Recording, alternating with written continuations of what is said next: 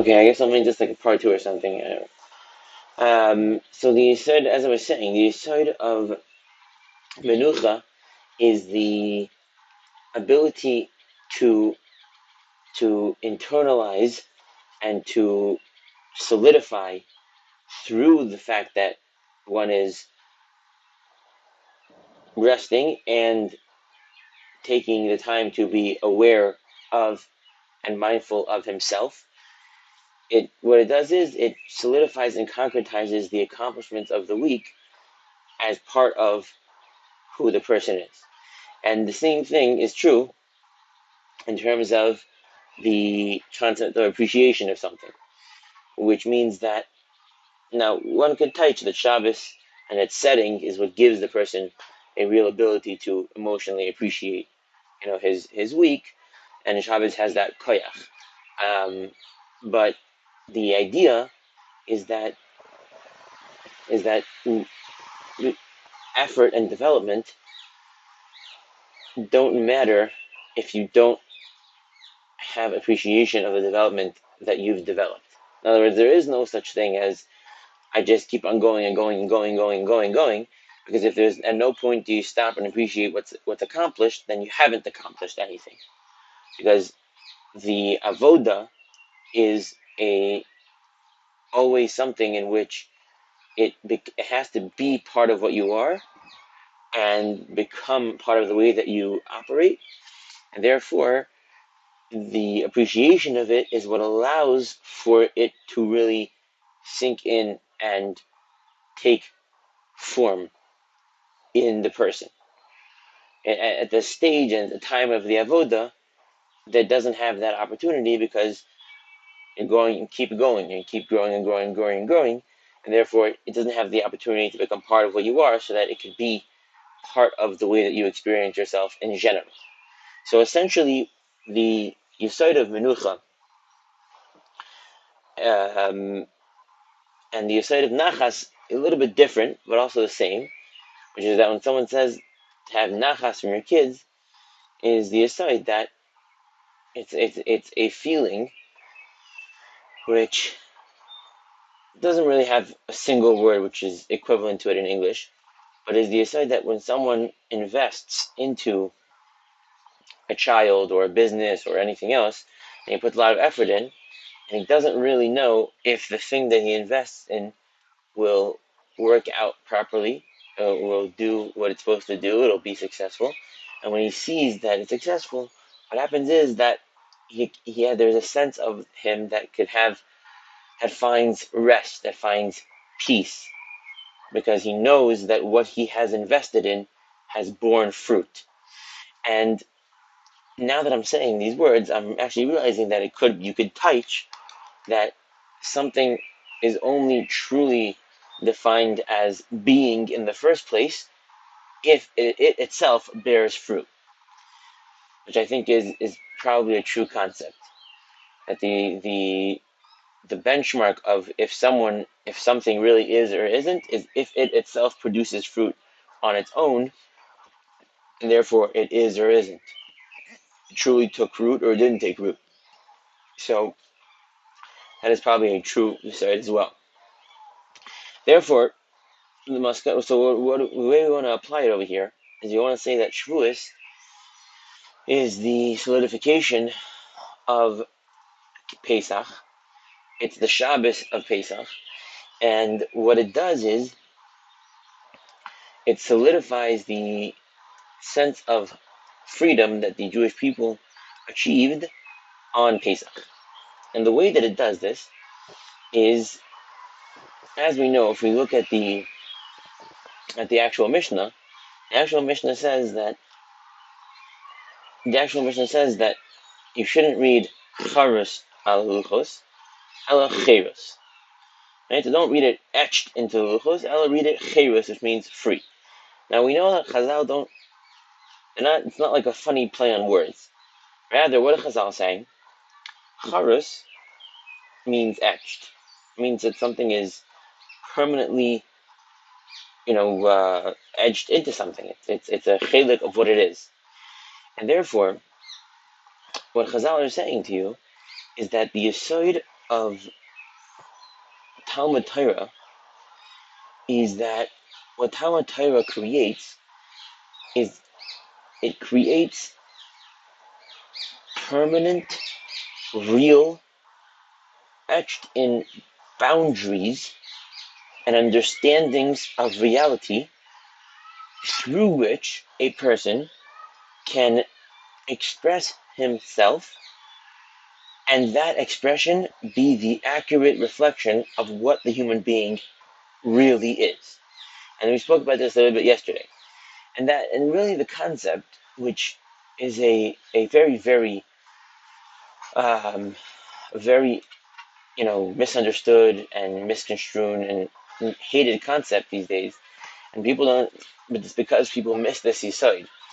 People think that restriction. People view any sense of structure these days as restriction, and therefore that it feels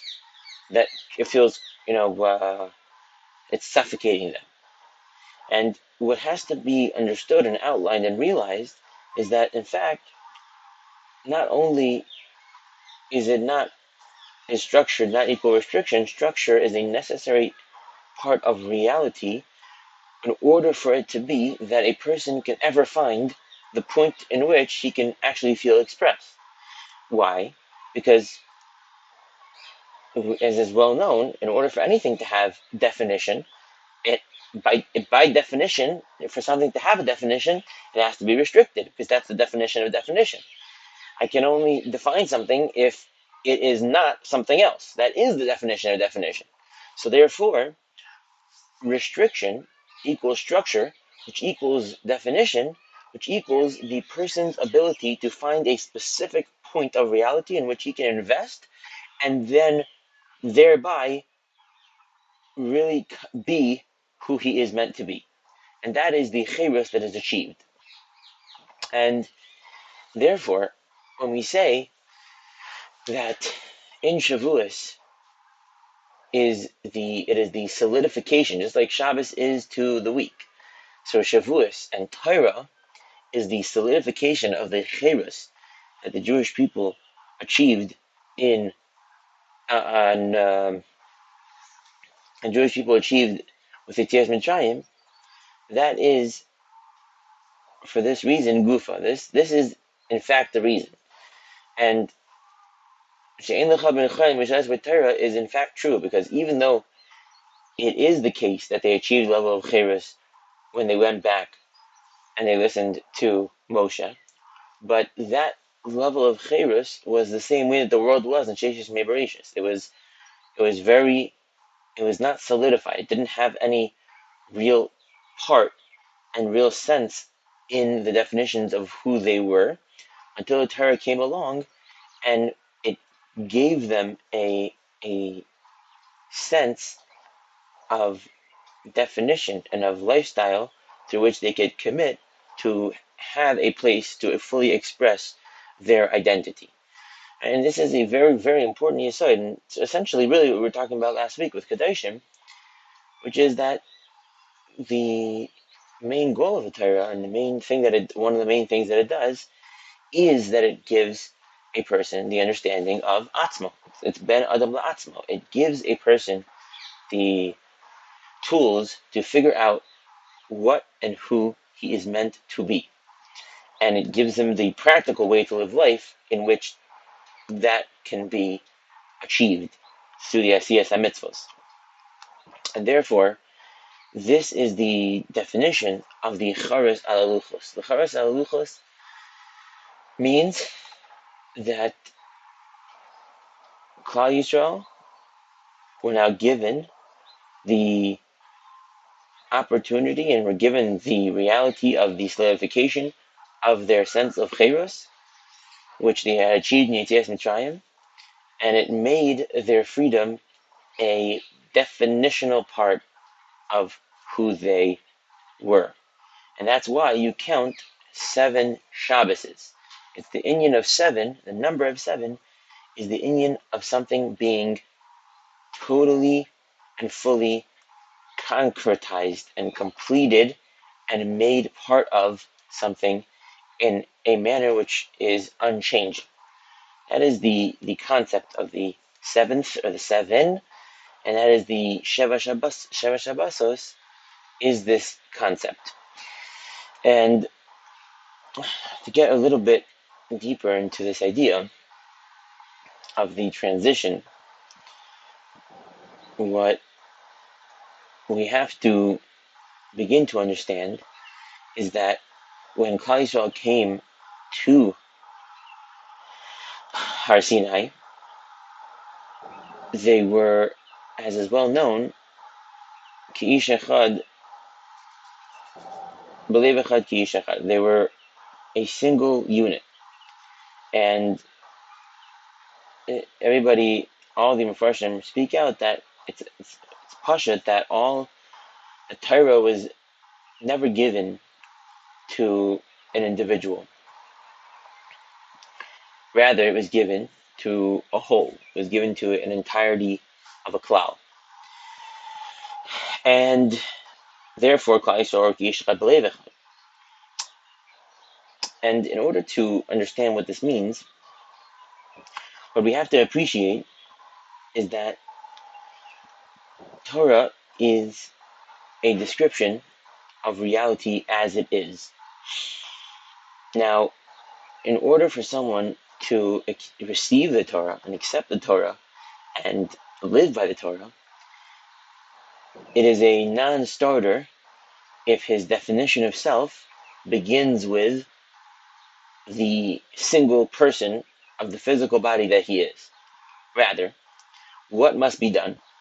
What must be done is that a person has to work on himself to a point in which he undergoes the change, and we spoke about this in the past as well, where he realizes that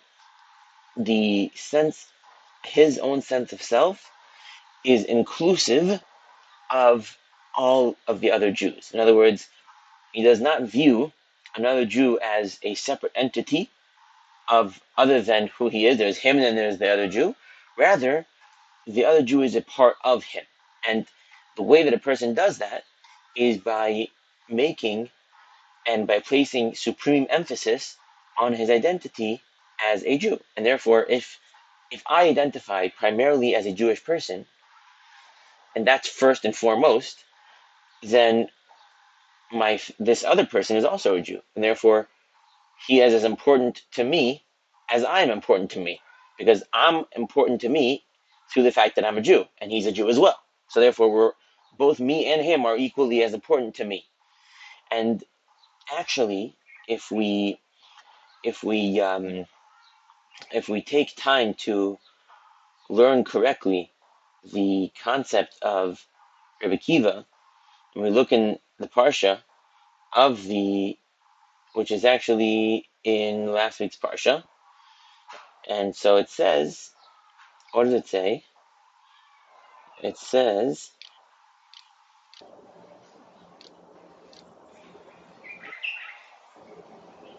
"Ve'ahavta l're'echa," which is what Rebbe Kiva says is Klal Gadol b'Torah. So let's see over here. So it says, "Lo tikom v'lo titor es b'nei amecha, ve'ahavta l're'echa kamocha." So it says you can't take revenge and you can't be noter. And so it says, Rashi says, what does it mean in the Tira? Amar lo ashilini es kardumacha, amar lo lav. So someone goes up to his friend and he says, let me borrow your axle. And he says, no. Lamachar amar lo. So now, the person who said no to him, he says the next day, he goes back to the guy who he said no to, and he says, actually, you know what? He says, I need to borrow your magal, your other vessel. So Amar lo, he says to him, hey, look, here is my vessel. Eini kamoscha shlo shatani. So in other words, like this, a grown person goes and he asks his friend to borrow something. The friend who he asks says no. Then that friend who said no goes back to that person who he said no to, and he says, I need to borrow something from you. So if that friend says, okay, here's what you're asking to borrow, and I'm not like you that I don't lend things out to people. I actually do lend out. So that is a isser, that's a lav in the Torah to say those words. L'chayra, it's a pliya. What is the aside of why a person can't do this. He's such a tzaddik. Not only is he not taking revenge, he's actually giving him the thing. He's giving him the thing that he asked for. The only thing is, he's mentioning to him the fact that yesterday he asked him for something and he didn't say yes. So what's pshat? The pshat is, and this is how you read the pasuk correctly, is lo tikom v'toras b'nei amecha ve'ahavta l're'echa kamocha. The only way that a person would never do that, why would I never even mention the fact that you didn't lend me your thing yesterday? The reason why I wouldn't mention it is because I don't view you as a separate entity, so that the fact that you didn't do something for me would even be a reason that I wouldn't do something for you. Because I view you as an extension of what I am. The yesod of after the doesn't mean love somebody else like yourself, which is an impossibility. It means extend the definition, open up the definition of who you are to include another person. That is the yesod of after the and therefore, now we understand something even more. What is Rabbi Akiva saying? Most people learn this Rabbi Akiva, and they say what he's saying is that it's a major thing in the Torah. It's a very big deal. No, I think if you say that he said it after his Talmidim died, perhaps even better. I think the Rabbi Akiva is saying is that V'afta l'reach is not a big deal in the Torah. It's a big deal for the concept of Torah be'etzem. In other words, it's a klal gadol where bat Torah. In other words, in Torah itself, in the concept of the proper understanding of Torah, of limud ha-Torah, of being able to accept and receive Torah, you have to be able to include other people in the definition of who you are, and then you have to be able to expand your identity. And what essentially that means, without getting too complicated, what that means is that a person who has an identity which includes others within it means that he assigns significance and caring and value and emotional investment to things that are relevant to anybody who is part of the definition of the way he sees himself. So if he sees all Jews as being part of who he is, if something negative were to happen to a Jew, no matter who he is, where he is, why he is, anywhere at the end of the world, a totally different type of Jew, that would still be as important and as significant as if something happened to him himself. And the aside, therefore, of the concept and the way that the Torah and the freedom becomes solidified is because of the fact that a person includes other people within him, and therefore, because he includes other people within him, he has now become somebody whom is free. Right. And what does it mean that he's right? What's the taich that he's free? The taich is that he is not locked into assigning significance to only him. In other words, he doesn't live in a world where it is the minuscule self of him that matters. That's not all that matters to him. What matters to him is what happens to all Jewish people. And that in that way, he is a ben chayrin. And it's actually interesting that the word chor means whole. A ben chayrin is someone who is, so to speak, the son of. He has a lot of holes in him. Now that I'm thinking about it, it's very possible to teach that the reason why it's called that is because in order to be a ben chayrin, you have to, so to speak, open up a hole in yourself and put something else in that hole. You have to be a person who includes other people in you. So you're a chorin. There's your ben chorin, means you're someone who has a chor in you. You have a hole within you, which you fill with other senses of identity and self. And that's Mimela, we have pshat in Rabbi Kiva's students are no kavod lebazet is not the idea that it was a lack of midos. That's not pshat. The pshat is that in order for someone's Torah, this is how I want to understand Zek HaGadol Torah. In order for the Torah to be learned properly, it has to be that a person is not assigning value to things as they happen only to him. He can't live in a vacuum. He can't live as an individual who is not part of a greater whole.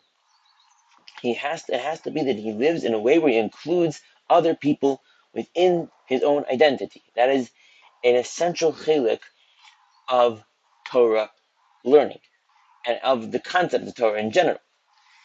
And the idea of the lo nog kavod zeh b'zeh is not that they were killed because of the etzem idea in which they weren't noig kavod each other, but rather that the fact that they were noig kavod each other was a megala, it was a show on the way that they viewed themselves, which was as individual people, not as individual people within a greater mission and whole to complete the world and to make their fellow Jews better, etc., etc., etc.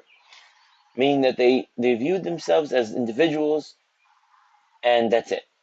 And therefore, they could not be transfers of the Torah in any way, shape, or form. And really, what brings out this concept in the most brilliant way is, and we discussed this as well, is we know this famous line here in Eretz Yisrael, they say it every day, that it says that Amar Blazer Talmid Chacham Marbim Shalom Ba'olam. It says that, you know what Talmid Chacham do? They increase shalom in the world. And it says, don't read it Banayach, ela Bonayach. Right? So don't read it your sons, but read it your builders. Your builders. And essentially what this is saying is that Talmidei Chachamim are those people who build shalom in the world. That's what they do. This is what Talmidei Chachamim do. This is what this is saying. This is a very famous thing.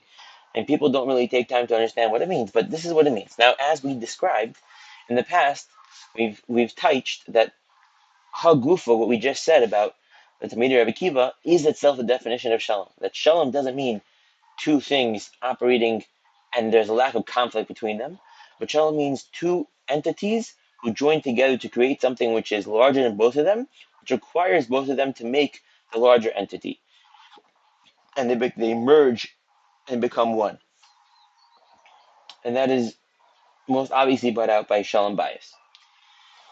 And therefore, this is what it means. Talmidei Chacham Marbim Shalom Ba'olam. This is what Talmidei Chacham do, because the whole yesod of the Torah and it being received as an Am is that Talmidei Chachamim are people who include all Jewish people within them, and they show them and help them understand, and they understand their value, what they should do, how they should behave, what's best for them, and they care about them in a manner which is whole and complete, and therefore they build out shalom, they build out the sense in humanity that all, or for sure in the Jewish nation, that all of us are meant to work together and not despite each other, and therefore that is what the building of the shalom is.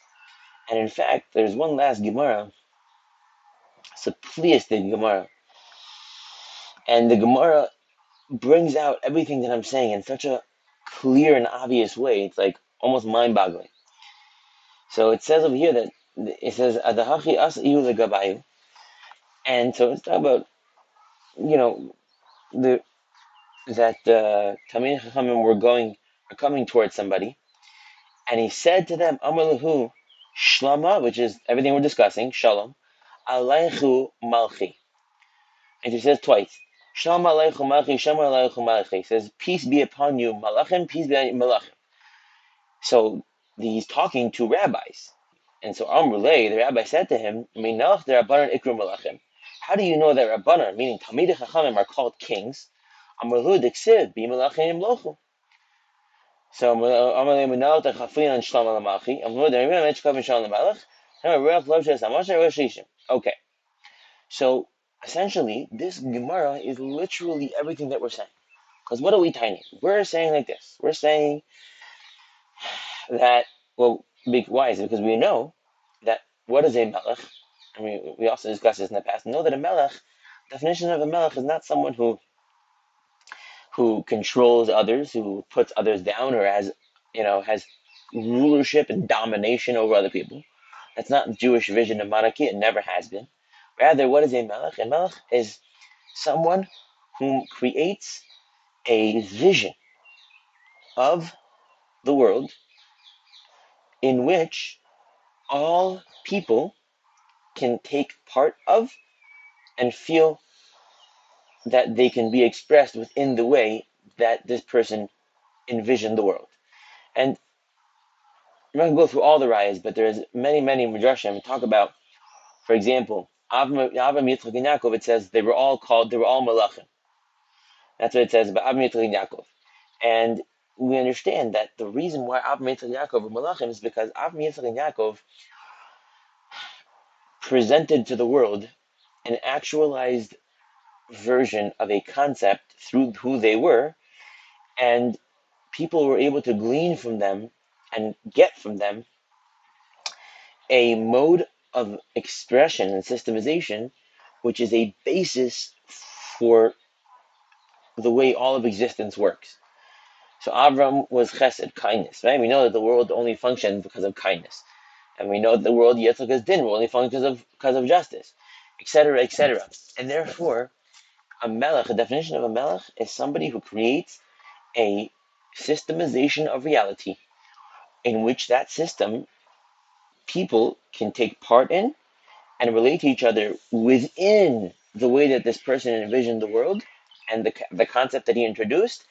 And in that way, they can work together and be in harmony and peace and unity. And therefore, the Rabbanan, Talmidei Chachamim, are called Melachim, they're called kings. Why? Because that is Hagufa, their whole job. Talmidei Chachamim's whole job is to create systems and understandings of reality in which people can operate together to accomplish and to be in unison and to be working together and loving each other and building and getting towards the goal of Matthias. And then we know that for Malchi, you're koifel shlama.